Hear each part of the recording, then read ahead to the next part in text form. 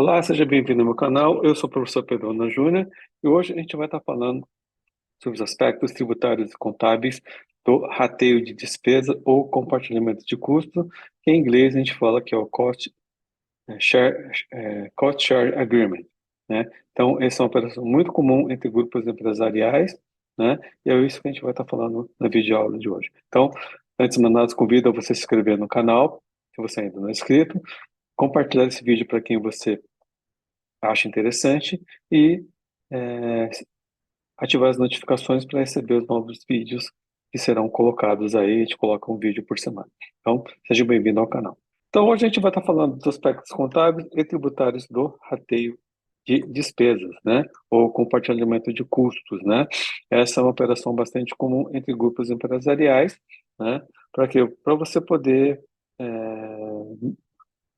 maximizar o lucro, melhorar o resultado e reduzir custos aí, é, é, evitando ter gastos desnecessários aí na sua operação, né? É, existe um entendimento da Receita Federal do Brasil de entender que esse rateio de despesa ou complemento de custo, quando a pessoa recebe esse valor que seria o reembolso, né? A gente já tem um vídeo referente ao reembolso de despesa, entender que isso é uma receita e essa receita seria tributada para seria fato gerador do imposto de renda, contribuição social, sobre o lucro, PIS, COFINS e ISS, né? E eu entendo que isso não é receita por parte do contribuinte, porque, na verdade, por uma questão gerencial, uma questão de maximização de resultado, de eficiência operacional, eu acabo centralizando isso numa das minhas pessoas jurídicas e ela tem todo esse gasto, tem todo esse, esse custo e depois ele compartilha e pede reembolso das demais empresas do grupo, né? Então, o que é o rateio de despesas, né? Quando é que isso ocorre?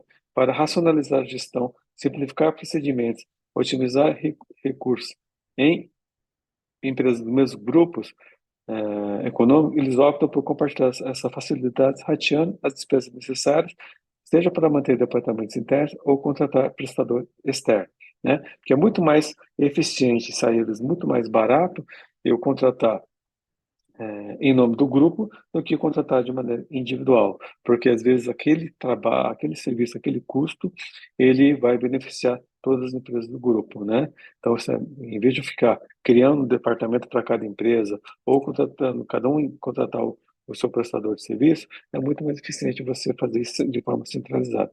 São chamados acordos de compartilhamento de despesas, também conhecido como cost share agreements.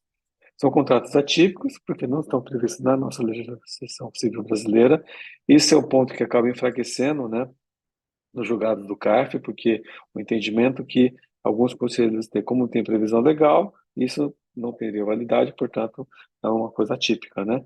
Representam uma antecipação de dispêndio inerente ao custo da estrutura compartimentada por uma das entidades participantes, normalmente identificadas como centralizadoras, atrelado ao reembolso financeiro para os demais beneficiários de forma proporcional à parcela imputada a cada ente. Ou seja, eu não vou ratear isso de maneira igual, vou ratear isso de maneira proporcional. Então, eu vou fixar critérios, objetivos, né, e alguns subjetivos para poder fazer esse compartilhamento de custo ou rateio de despesa. E isso é muito comum, por exemplo, do jurídico. Então, para que eu vou ter um jurídico para cada empresa? Eu posso fazer um jurídico só, esse jurídico presta serviço para todas as empresas do grupo. Por que eu vou ter uma contabilidade para cada empresa? Eu posso centralizar isso numa empresa só. RH, o TI, né, o pessoal do departamento de informática, publicidade e outras fontes, atividades que seriam possíveis fazer esse tipo de compartilhamento de custo. Inclusive, existem algumas empresas que criam o chamado centro de compartilhamento de custo, no qual tudo isso é centralizado, porque é, você faz um sistema só e acaba compartilhando isso com as demais empresas do grupo. Isso, teoricamente, o resultado na prática, criaria uma redução de custo por parte das empresas, né? Então, esse seria o rateio de despesas. E aí, como é que é a contabilização do rateio de despesas, né, para quem está fazendo um reembolso? Ou seja, eu sou a entidade centralizadora, tenho aquele gasto, esse gasto eu estou fazendo em nome de todo o grupo, eu vou pagar isso e eu vou debitar parte como despesa e parte como um valor a receber, né? E esse valor que está sendo reembolsado por demais estados do grupo não deve transitar para o resultado. Eu só vou contabilizar como despesa aquela parte que faz, aquela parcela referente à minha atividade, né? Eu tenho um gasto, por exemplo, de 100, desses 100, 20% é meu, então 20% é despesa minha, os 80% eu vou ratear para as outras empresas do grupo e vou receber isso de maneira proporcional. Isso vai ser um quanto receber para mim, né? Quem paga sem reembolso, né? Ou seja, aquele que se beneficiou desse rateio é despesa para ele, porque ele tem que computar isso como custo dele, tá? A importância de ter um contrato de rateio e despesa definindo essas regras de rateio de maneira clara e objetiva, tá? Porque isso é importante para fazer prova a favor do contribuinte. Se não tiver contrato, falar que isso é somente verbal, isso enfraquece os argumentos de defesa do contribuinte, caso ele seja autuado. Então, o rateio de despesas não é receita, porque não representa efetivo acréscimo patrimonial da entidade centralizadora, ela só vai, ela está recuperando custos, né, que ela teve em nome de terceiros, porque está sendo prestado serviço, né, para outras entidades, e eles é que se vão beneficiar desse custo, não é serviço porque não há margem de lucro e não é uma obrigação de fazer por parte da entidade centralizadora. Como é que é qual que é o posicionamento da Receita Federal do Brasil em relação a essa matéria, né? Então, a Receita Federal do Brasil tem um posicionamento favorável através de duas soluções de consulta. A gente tem a solução de consulta COSIT número 08 de 2002, que foi proferida em 2012 pela COSIT, que é a Coordenação do Sistema de Tributação da Receita Federal do Brasil, que analisando a estrutura internacional que envolvia contrato de cost sharing de um grupo empresarial, a Receita Federal do Brasil profere entendimento essas despesas administrativas reembolsadas no contexto de um contrato de carteira de despesas seriam dedutíveis para fim de imposto de renda. Se, comprovadamente, corresponderem a bens e serviços efetivamente pagos e recebidos, ok? Foi prestado, foi pago e foi recebido, forem necessários várias normais atividades da empresa. Terceiro, o rateio se deve mediante critérios razoáveis e objetivos previamente ajustados, devidamente formalizados por instrumentos firmados entre os intervenientes. Então, por isso que é importante ter o contrato de rateio de despesas com critérios objetivos de como vai ser feito esse rateio. O critério de rateio for consistente com o efetivo gasto de cada empresa e com o preço global pago pelos bens civis e observando os princípios gerais de contabilidade. Então, tem que ser uma coisa adequada, porque não adianta você ter querer fabricar despesa para poder reduzir o lucro tributável, e a empresa centralizadora da operação de aquisição de bens e serviços apropriar como despesa somente a parcela que couber segundo o critério de receita. Do que eu falei para você. Se essas despesas representam 20% do meu custo, eu só vou apropriar 20%. Eu não vou querer apropriar a despesa de acordo com a minha conveniência para gerar mais despesa para aquela empresa que paga mais imposto e gerar menos despesa para aquela empresa que paga menos imposto. Então, tem que ser de uma maneira bastante adequada esse rateio. E aí nós temos a solução de divergência COSIT 23 de 2013, que nessa consulta a Receita Federal do Brasil entendeu que os valores repassados a título de reembolso poderiam ser considerados dedutíveis do cálculo do imposto de renda, desde que algumas condições fossem observadas. Então, a primeira, sendo os custos e despesas necessários no mais usuários devidamente comprovadas e pagos, lógico, para imposto de renda, tem que ser necessário, tem que ser normal, tem que ser usual, de acordo com o artigo 311 do Regulamento do Imposto de Renda, né, de 2018, serem calculados com base em critérios razoáveis, objetivos previamente ajustados e formalizados. Por isso que é importante ter o contrato, é importante ter os requisitos objetivos, né?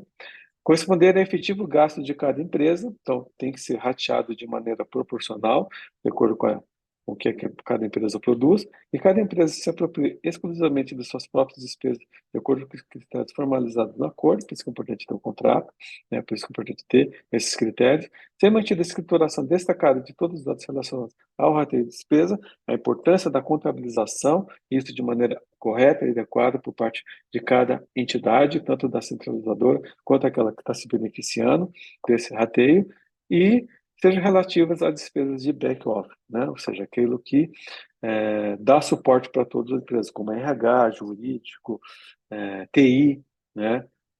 Contabilidade. Então, se forem esse tipo de despesas, essa solução de consulta é favorável ao contribuinte.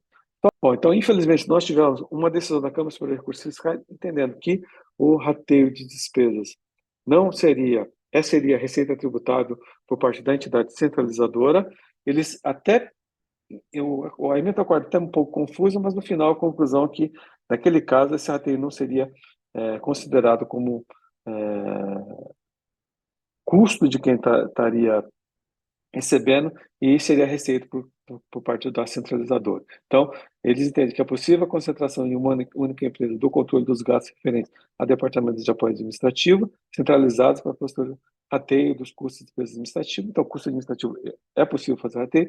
Entretanto, os valores recebidos pela pessoa jurídica, centralizadoras das atividades compartilhadas, as demais pessoas jurídicas, por conta do serviço prestado, ainda que referidos como reembolso, entrega a base de cálculo da contribuição para o PIS/COFINS. Então, eles entenderam que, ok, despesa administrativa eu posso ratear, só que outros serviços não poderiam ser rateados, mesmo que sejam contabilizados como reembolso. Então, nesse caso, entenderam que o contribuinte não tinha razão, né, e entenderam que o reembolso deveria ser tributado, porque seria uma receita da centralizadora. Eu entendo que a teoria de despesa não é receita, porque ele não representa efetiva crescimento patrimonial da entidade centralizadora. Eu, por uma questão de eficiência administrativa operacional, eu centralizo isso numa das entidades, numa das pessoas jurídicas, ela consegue condições de melhor de contratação, eu consigo reduzir custos de manter RH, contabilidade, jurídico e outros que seriam comuns em cada empresa, né? É necessária a correta contabilização do rateio. Então, eu, como centralizador, só vou contabilizar a despesa referente à minha parcela, os demais vão ser contabilizados pelas outras entidades beneficiadas do rateio, né? Isso eu não vou contabilizar como receita, mas sim como conta a receber, e a necessidade de contrato para prever esse classamento, esse rateio de despesa, né? Então, apesar desse entendimento desfavorável do CARF da Câmara Superior, eu entendo que vai contra o entendimento da própria Secretaria Federal do Brasil, através daquela solução de consultas que eu acabei comentando com vocês. Eu sou partidário do entendimento que a rateio de despesa não é receita. Então é isso que eu queria falar na videoaula de hoje. Espero que vocês tenham gostado. Se gostaram, compartilhe esse vídeo, dá o seu like e vejo vocês na próxima videoaula. Obrigado, até a próxima.